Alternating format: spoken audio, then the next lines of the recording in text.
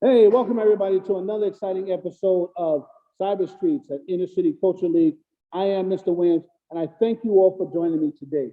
If you guys joined us last week we learned how to freeze water faster than any freezer has ever done so. Today, we're going to learn how to actually burn air.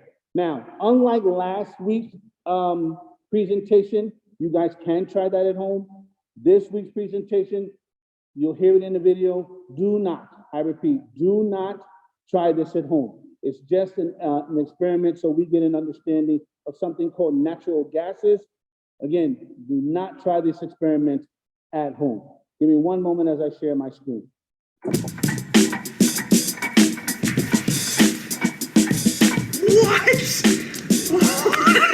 Today, we're going to use an empty cardboard box so that we can discuss the invisible world.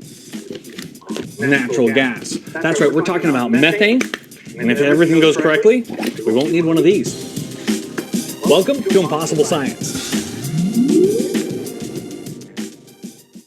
Hey guys, it's Jason Latimer, world champion in magic, and we're here with the Ventura County Fire Department. Firefighter Mike is going to show us the most terrifying balloon I've ever seen, a balloon full of natural gas. We'll also check out how firefighters learn how to interact with this crazy invisible substance. But first, we have to go back in time. Millions, if not hundreds of millions of years ago, the remains of dead plants and animals made up a thick layer across the Earth's surface, if not ocean's floor.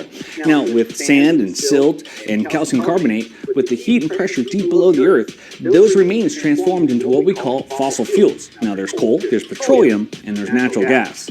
Now, within natural gas, there's a few different types. There's ethane, there's propane, there's butane, and the most popular one that we use in our homes is methane. So, with this invisible gas, I thought we'd take a close look at the invisible world of methane. Normally in your house, you take the bubbles out, and what do? Do they go up or down at home? They usually go down. They go down, right? Well, these are different bubbles. Do not try this at home. Now, methane on its own is invisible, which is why we add mercaptan to it to make it more detectable so that we can smell it. But we do know if there was a leak, it'd be rising up to the ceiling because it's less dense than air, much like the bubbles were rising up to the ceiling. But when we lit the bubbles on fire, they burned red and yellow and orange, versus our stove burned blue. So what's the difference? It has to do with the invisible mixture of methane and oxygen. This is called the flammability limit. Under 5% methane, it's going to be too lean. It's not even going to be flammable. But between 5 and 15%, that's the sweet spot for methane, where it's going to burn the hottest, around 1960 degrees. After 15%, it starts burning too rich, and you're going to get those red, oranges, and yellows, and it's going to be less hot. It's going to be about 1,000 degrees Celsius. Now, the problem with this is it's an invisible mixture, and if you didn't know what mixture you're dealing with, you have a very dangerous situation on your hands. So check this out. We filled the cardboard box with pure methane, and we put a small hole in the top and made an opening on the side. When firefighter Mike holds a flame above the hole in the top, the escaping gas ignites. But the gas only ignites where the ratio of methane is within its flammability limit. Since natural gas is lighter than air, it continues to escape out the top of the box, and as it burns off, more and more air is entering the chamber below until it reaches that explosive limit within the chamber. Then, kaboom! So, if we had a pocket of 100% methane gas and it was lit on fire, it should burn red and yellow as it rises. Now, much like every experiment we've done today, do not try this at home. So, Firefighter Mike, tell me what we're doing today. So right here, we have a balloon full of natural gas, which is a mixture of methane and mercaptan. The mercaptan is what gives its odorant. The biggest physical property I want to show here is that it is less dense than the air around it. So it actually floats, which is an important safety feature of natural gas. It sits above you, it rises away. So if you were in this building, if we filled it full of propane, which is heavier than air, which is more dense than the air, it would sink and it could settle in places and it stays there longer. With this, if I walk outside or I open up a window, the gas itself is going to dissipate. Just knowing that alone is very helpful. They come in colors.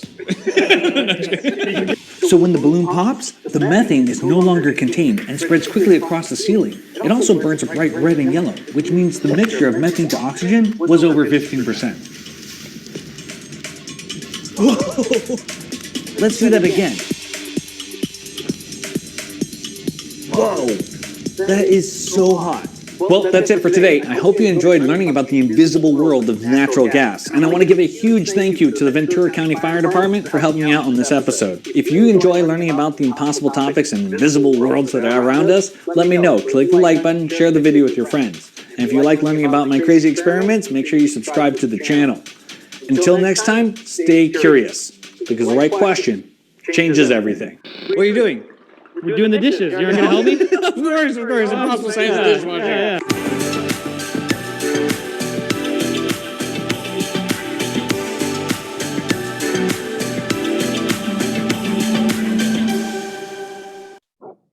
All right. Now that I thought was really, really cool. But as I said before the video, and as was said many, many times in the video, please do not try this at home. Do not try that particular experiment at home.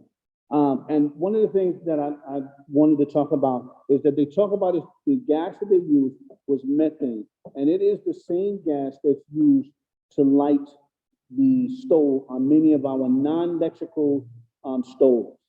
Okay. And one of the things they said in the video is that if a lot of it were in the air, you simply have to just open a door or open a window to let the methane out.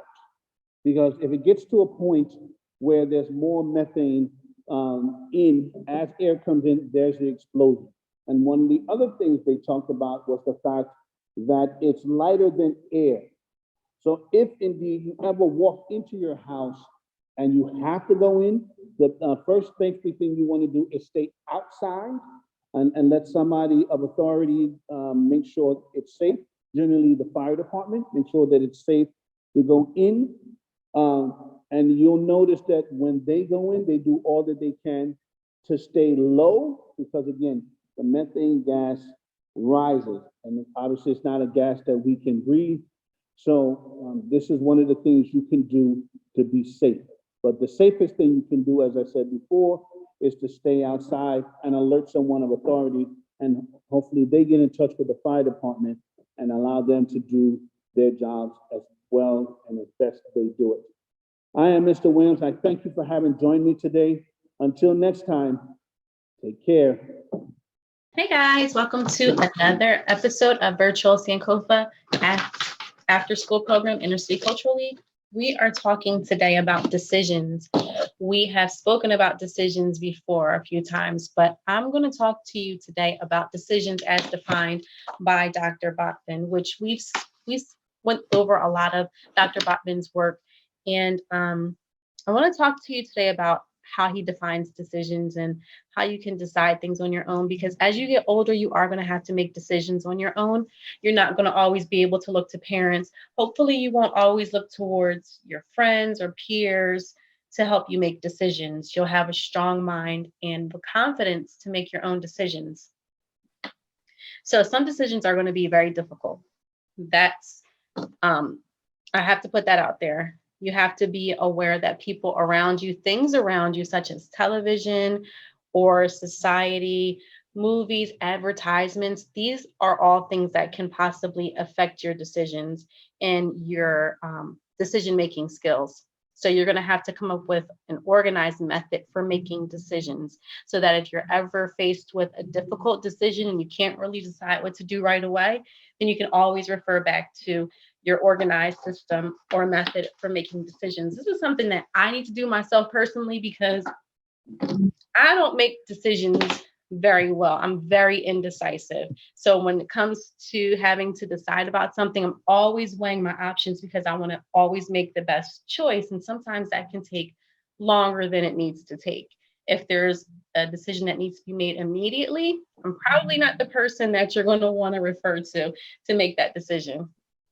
So these are some tips that I'm going to use as well. Hopefully you guys can use them in your own personal lives. I want you to be aware that the factors that influence your decisions, you're going to have to know those factors and how they can help you make decisions, or how you can possibly stay away from these things to make sure that you're not making bad decisions. So there is a simple method for making better decisions as taught by Dr. Bachman in his life skills training. One simple method is It's a simple choice between, let's just say, if you want to have vanilla cake or chocolate cake. That's a simple decision. And other decisions, they should be made after very careful thought and deliberation. You have to think about the possible consequences or the outcomes of different decisions. And to do that as best as possible, there are 3 different steps. They call that the 3 C's of effective decision making. Step 1 is to clarify. So what is the decision that you need to make? You have to clarify this so that you can say, okay, these are the 2 or 3 or 4, however many different options you have. These are the definite options. Step 2 is to consider the possible alternatives. Think about the different things that you might decide to do and the consequences of choosing each alternative. You can collect any additional information if needed. If you're trying to solve a problem, think of as many different possible solutions as possible. And step 3 is to choose the best alternative to take the necessary action. And then after that, you can kind of go back and think about if you're happy with the decision that you made, if there is possibly a better decision that you could have made, if you can go back and change the decision afterwards. A lot of times when you make decisions, if you don't have a clear mind, then you're not going to make the best decision, which is why we want you guys to stay away from drugs and alcohol, because that kind of pollutes your mind and it doesn't allow you to make the best decisions. It doesn't allow you to make decisions that could possibly affect the rest of your life. When you think about making decisions, you should do that mindfully. So when you're mindful about things, that's basically like taking everything into consideration and really sitting still with your thoughts. There is a video that I want to share with you guys. And it's a quick video, but it's going to tell you about mindfulness and how it affects decision making.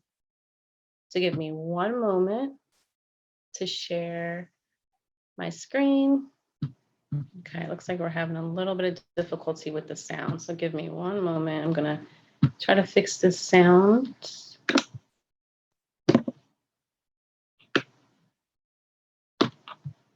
All right, let's see if this will work for us.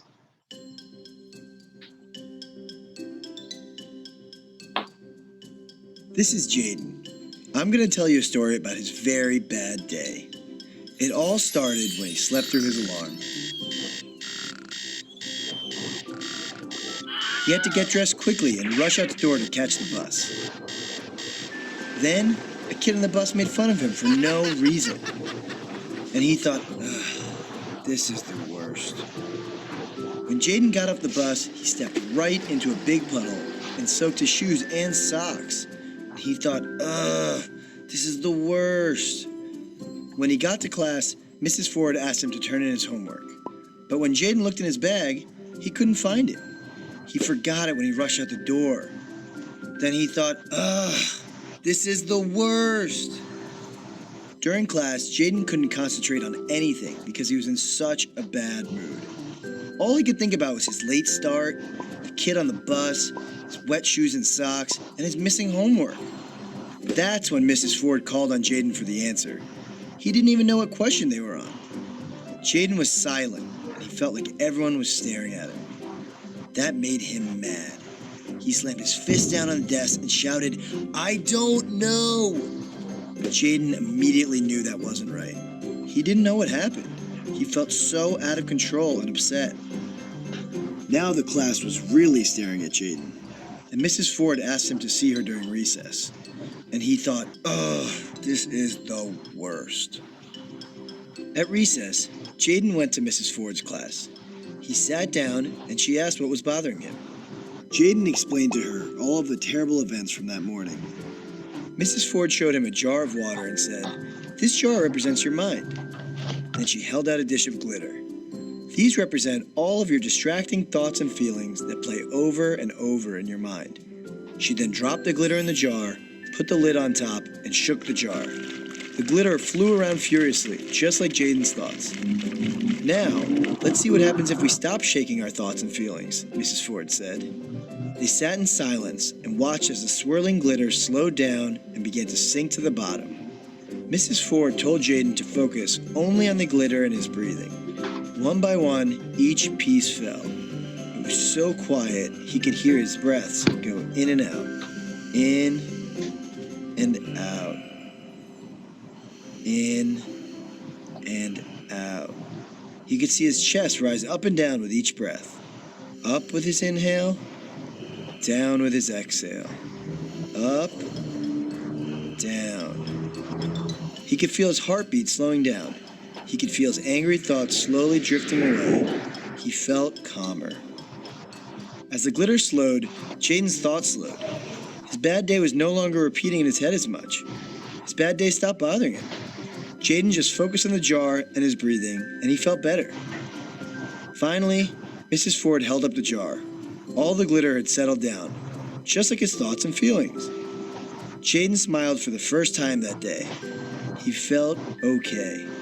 This is pretty cool. I think we should share it with the class. Some of my friends would really like it too, Jaden said. Mrs. Ford agreed. She told him that they just practiced mindfulness. Mindfulness is paying careful attention to what is happening now and noticing when your attention drifts away. Mindfulness can help you stop thinking about things from the past. It can also help you not think about things in the future, like a big test you have coming up. One of the ways we can practice mindfulness is by just focusing on our breathing. If we try to sit still and breathe for a few minutes a day, it can really improve the way we feel. There are many other ways that we can practice mindfulness. Some days, we may want to use the mindfulness jar. And other days, we may want to do a sun salutation. There are some days we may want to do lazy 8 breathing. And other days, we may want to do an awareness game. Jaden's class has been practicing mindfulness for the last 3 weeks, and already they've noticed a change in their classroom. They are calmer, more caring for one another, and more focused and able to ignore distractions. Of course, bad things still happen, but now Jaden doesn't react so quickly. He just pauses, takes a few deep breaths,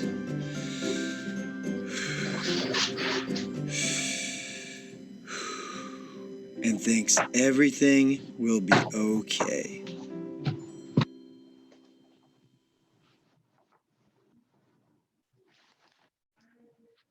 All right, so that was Mindful Choices, and I got this from How I Decide, which they have a couple other videos on their YouTube page, which these pages have different things on how to make decisions, and if you have to decide between 2 different things, how to do that. So that's a pretty good page to check out if you guys are interested. Again, it's How I Decide on YouTube. So as you all just saw, Jaden did not make the best decisions when he had a full mind and a full heart. When he was concerned with everything else that was going on in his day, he wasn't making the best choices about his behavior. So sometimes when we make our decisions based off of emotion, that's not really going to get us a logical solution. If we think logically, if we take the time out to kind of decompress and make sure that we're breathing, we do our breathing exercises and we slow our minds down and focus on the situation at hand, which is to clarify the decision that you have to make. A lot of times making a decision will become a lot easier for us and we're able to make a better decision. So you guys know that I always give you just a little bit of homework just for some self-reflection.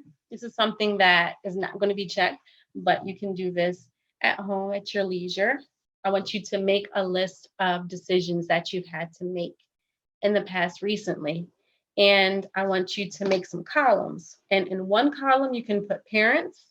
In one column, you can put friends. In one column, you can put your teachers. And in one column, you put media. And for each one of these decisions, I want you to check off if your parents help you out with that decision, if it was your friends, your teachers, maybe the media. And by media, I mean it could be social media, it can be commercials, it could be something that you watch on television or a movie. And you can also put a column for yourself because that's the most important column if you've made these decisions completely on your own. And then I want you to go back and look at all of these columns and see which one has the most check marks. Who helps you to decide on these decisions the most? Is it your parents, your teachers, your friends, or the media? And then I want you to think about that. What types of effects may that have? If your parents are helping you to make decisions a lot, that might be a good thing, because a lot of times our parents have our best interests at heart and they want what's best for us. Our teachers and other adults that care about us, same thing.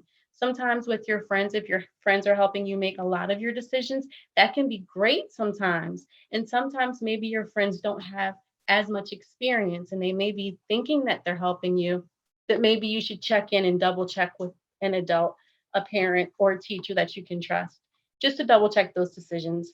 And when it comes to the media, there's not too much that I can say about the media. That can go either way. So again, I would definitely double, triple, quadruple check any advice or decisions that you've helped the media make in the past.